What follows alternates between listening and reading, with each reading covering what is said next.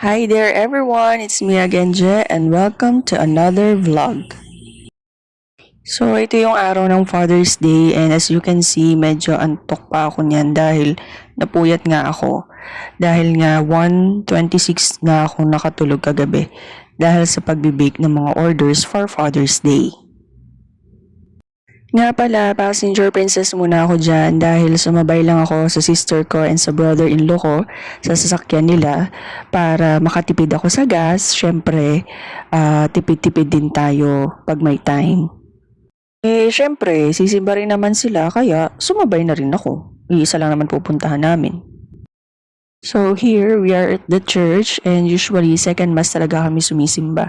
So ever since na dalaga pa ako, nagmasters and all, hanggang sa nag-asawa na ako, ito yung parish church na sinisimbahan namin. Then after mass, I've had lunch with my best friend and her sister here at Gilligan. So ito yung time na nag-meet up kami ulit kasi umorder din siya ng giant cookies so isinabay ko na. It's been a while because last bonding namin together with our other friends was December pa. So she is currently pregnant right now.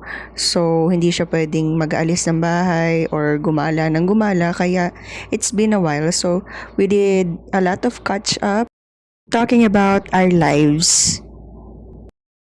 So here, commute na ako pa uwi dahil may sariling lakad yung sister ko and yung brother-in-law ko. So gagala sila having their quality time together. So nandito ako sa Nasugbu kasi naghahanap ako ng flower shops na bukas para makabili ako ng flowers na dadalhin ko para sa tatay ko. And as you can see, grabe, sobrang init. So here, sakay na ako ng tricycle kasi papunta na ako dun sa last na flower shop na pwede kong puntahan dahil yung dalawang flower shops dito sa may bayan, sarado. So ito na lang yung last na pwede kong puntahan hoping na bukas siya at makabili ako ng bulaklak. So bukas naman yung flower shop kaso yan na lang yung bulaklak na meron sila. So binili ko na rin kaysa naman wala. And then ito na yung pauwi na ako, sakay ako sa jeep para makapag-deliver na pagka-uwi. So, ito na yon, naghahanda na ako para makapag-deliver. So, waiting na yung mga customers ko para sa mga orders nila. So, tapos ako mag-deliver dun sa mga malalapit dun sa Balibago and Talisay. So, nandito na ako sa Maylayon, sa Balitok.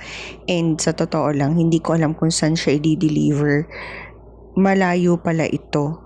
Hindi ko in-expect, medyo malayo pala siya. Kaya, nagtanong na lang ako dito kay natatay at kay nanay kung saan ko ba pwedeng puntahan yung umorder sa akin na customer who is a teacher also from Balitok. Hindi ako nagkakamali, sa Balitok nagtuturo ang ma'am. So, ito na, tinunong ko na kina tatay and kina ate kung saan ko ba makikita yung bahay ni Ma'am Karina Fernandez. So, hi Ma'am Karina, sana mapanood mo yung video na to. At masaya ako na kahit papaano narating ko ang bahay ninyo at lugar ninyo dyan sa Balitok.